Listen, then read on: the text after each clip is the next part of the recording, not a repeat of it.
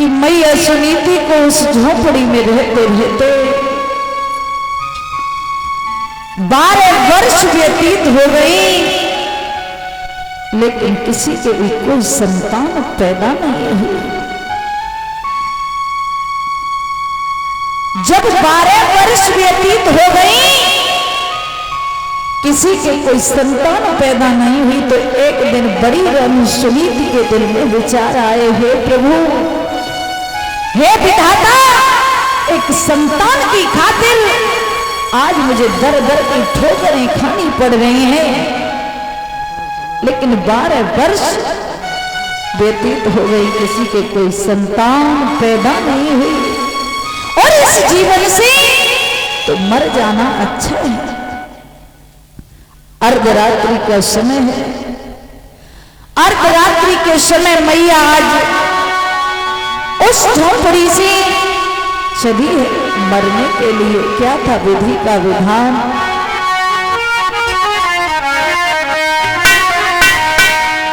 अरे दुख की मारी मौत कुटी से बाहर कड़ी आई,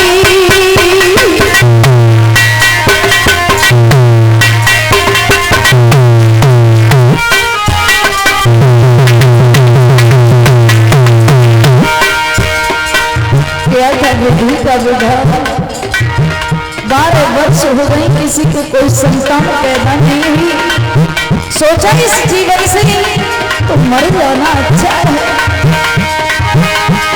आरे कुटी सी बाहर कड़ी आई,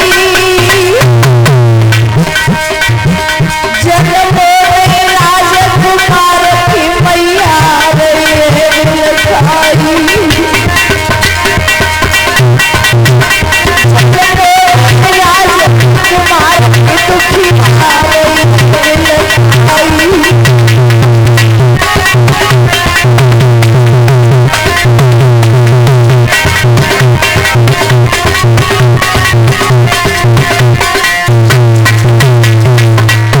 मेरे भैया, जब कोई संतान नहीं हो घर में तो वो घर अच्छा नहीं लगता। एक पुत्र की खातिर अनेक कष्ट सहने पड़ रहे हैं, लेकिन तब भी संतान नहीं है। आरे आप जंगल में घुस आई,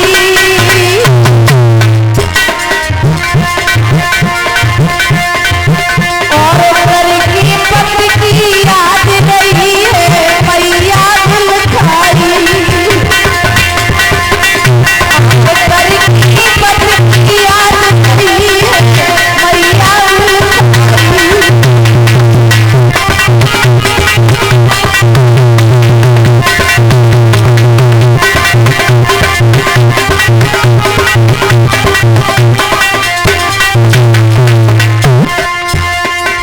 अरे भाई फिर जंगल में थारी, अरे भाई फिर जंगल में थारी, अरे विधिवती अपरंपार उलझ गई बात में सारी।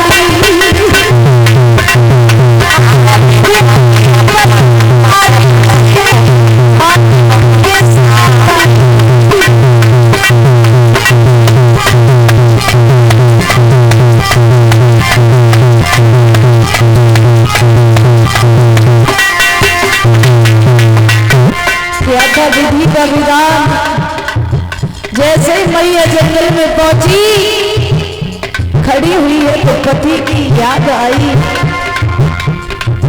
थोड़ा आगे बढ़ी, कहा तो साड़ी उलझ गई, और जब साड़ी को निकालने लगी है उसी समय आरे बात जब वाणी पे ठहरी, आरे बात जब वाणी पे ठहरी,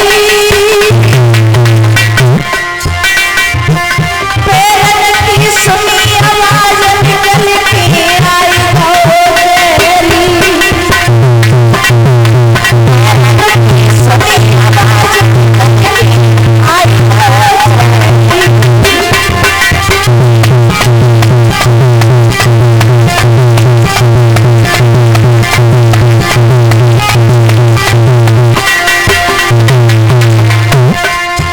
एक कुआं नजर आया।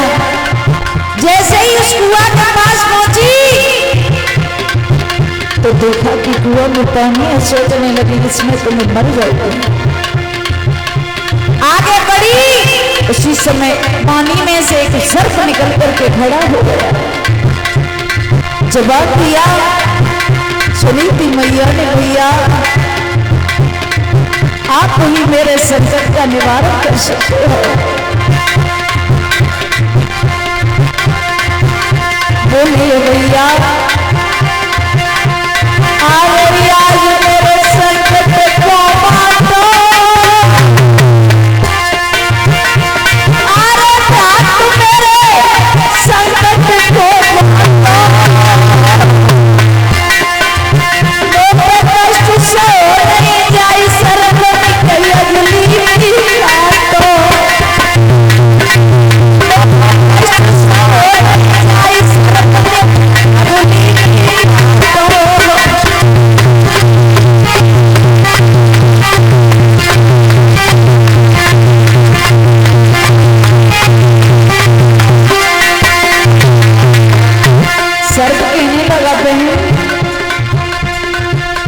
ऐसा कौन सा संकट है जो तुम बनने के लिए आई हो और कहां की रहने वाली हो,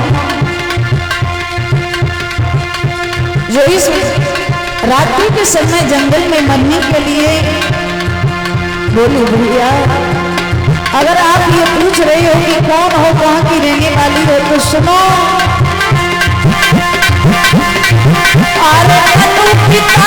ससुर हमारे मेरे बरकार, अरे सुनीति नाम हमारे करण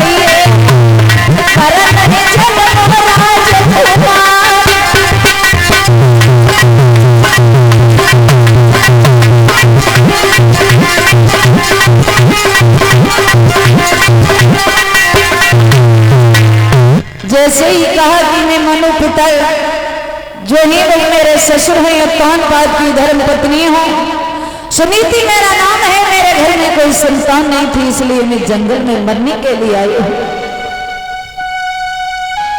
ये बात जैसे ही सर्प ने सुनी, उसी समय सर्प अपनी बाणी में प्रवेश कर गया। परीक्षित महाराज, चिराग की वही गई है, इसे जला दीजिए। जैसे ही सर्प अपनी बाणी में प्रवेश कर गया, उसी समय उसी जंगल में